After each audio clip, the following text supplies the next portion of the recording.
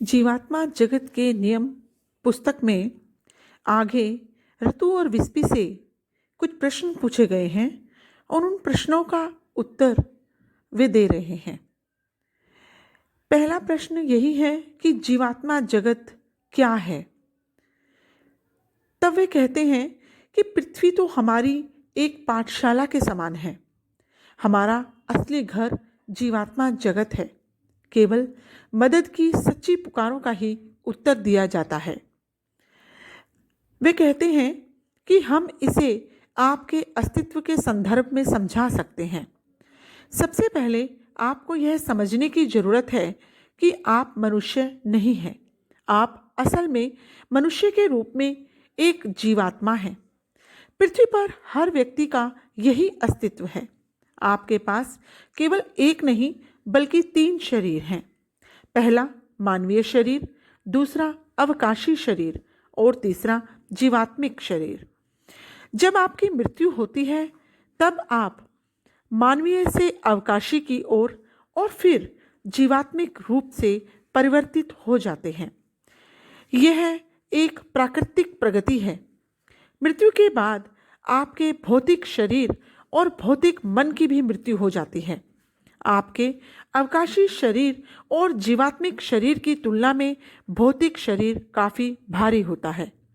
आप अपने भौतिक शरीर और भौतिक मन का त्याग करने के बाद एक अवकाशी आत्मा बन जाते हैं। एक अवकाशी आत्मा वैसी ही दिखती है जैसा मृत्यु के समय वह इंसान दिखता हो।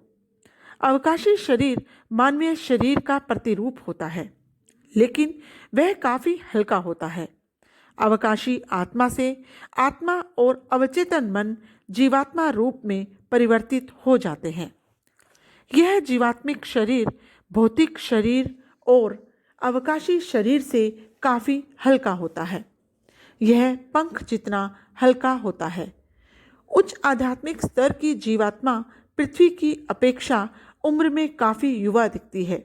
साथ ही उसका स्वरूप इस बात को दर्शाता है कि वह आत्मा कितनी विकसित है। आत्मा जितनी ज़्यादा विकसित होगी उसका जीवात्मिक रूप उतना ही चमकीला और युवा होगा। हमारे संवादों में हमने स्वर्ग और नर्क जैसे शब्दों का प्रयोग किया है, लेकिन कृपया इसके पीछे के सत्य को समझिए।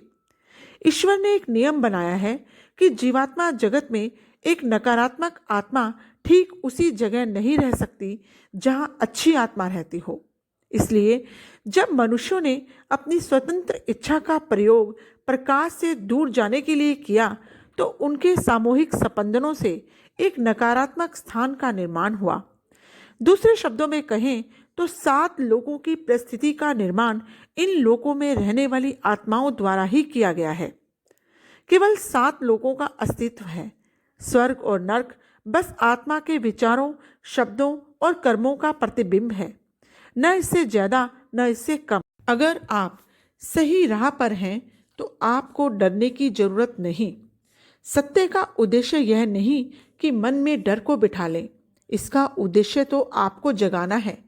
जैसे 7 लोक होते हैं उसी तरह से 7 विश्व भी हैं। जब आप अपनी आध्यात्मिक यात्रा शुरू करते हैं तो आप 7वें विश्व तक पहुंचने का लक्ष्य निर्धारित करते हैं और फिर पहले विश्व से शुरुआत करते हैं। हर विश्व के अलग आयाम होते हैं। पृथ्वी 3 आयामों वाला और तीसरा विश्व है। ईश्वर ने पृथ्वी पर अच्छी और बुरी दोनों आत्माओं को एक साथ रहने की अनुमति दी है। सभी भली आत्माओं का यह जीवन कार्य है कि आध्यात्मिक तौर पर जो सही है वह करते हुए नकारात्मकता से संघर्ष करें। अगर नकारात्मकता का अस्तित्व न होता तो आपकी आध्यात्मिक तौर पर परीक्षा कैसे होती। भली आत्माओं को नकारात्मक आत्माओं के बदलाव में मदद करने का मौका दिया जाता है ताकि वे ईश्वर के दिखाए सही मार्ग पर चलें। जब नकारात्मक आत्माएं दयालुता भरा बर्ताव या निस्वार्थ अच्छे कर्म देखती हैं तो संभव है कि वे सही राह पर चलने के लिए प्रेरित हो जाएं। हाँ, बिल्कुल है, लेकिन तभी जब सुधार की इच्छा वास्तव में मन में जागी हो। इन बुरी आत्माओं के सुधरने की कितनी उम्मीद है। जीवात्मा जगत में यदि किसी जीवात्मा को निम्नतर लोगों से मदद के लिए सच्ची पुकार सुनाई देती है तो वे मदद जरूर करती हैं। एक निम्न आत्मा की प्रगति के लिए यह पहला कदम उठाना होता है। सुधरने का उद्देश्य और इसकी इच्छा बिल्कुल सच्ची होनी चाहिए। इसलिए यदि आप जीवात्मा जगत के निचले लोक में हैं तो निराश मत होइए। आपको यहाँ अनंत काल तक रहने के लिए बाध्य नहीं किया जाएगा। अनंत नरक यातना जैसा कुछ नहीं होता। विकास करने, अच्छाई को चुनने और आध्यात्मिक रूप से प्रगति करने का अवसर हमेशा मिलता है। यहाँ कहने का यही तात्पर्य है कि जो निम्न स्तर की आत्माएं होती हैं, जो निचले स्तर पर होती हैं, उनको भी सुधरने का मौका दिया जाता है और उच्च स्तर की आत्माएं उनकी सुधरने में मदद भी करती हैं। हमें पृथ्वी पर जीवात्मा जगत क्यों याद नहीं रहता?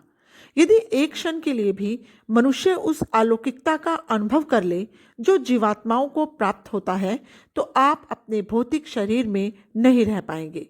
यदि आपको जीवात्मा जगत में अपने अस्तित्व की हर बात याद हो तो आप पृथ्वी पर क्षण भर के लिए भी जीना पसंद नहीं करेंगे।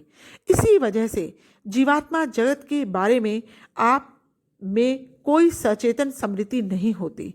यह आपकी परीक्षा भी है कि आप बिना किसी प्रत्यक्ष सबूत के ईश्वर और मृत्यु के बाद के जीवन में विश्वास करते हैं या नहीं।